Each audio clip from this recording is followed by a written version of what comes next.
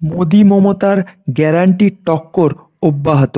মোদির গ্যারান্টির পরেই মমতা বাঁকুড়ার সভা থেকে তার গ্যারান্টির কথা প্রকাশ করলেন।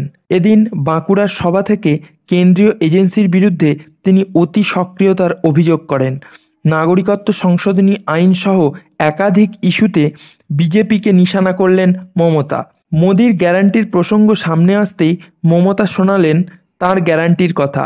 তিনি বলেন, আমার গ্যারান্টি মানুষ এবং মানুষের গ্যারান্টি লক্ষ্মীর ভাণ্ডার ও কৃষক বন্ধু।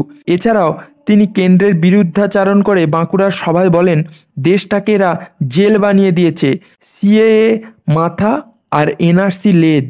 ভুল করেও সিএএতে নাম লেখাতে বারণ করেন তিনি বলেন, সিএএতে আবেদন করলে আপনারা এনআরসির আওতাতে পড়ে যাবেন, তখন সকলের জায়গা হবে ডিটেনশন ক্যাম্পে।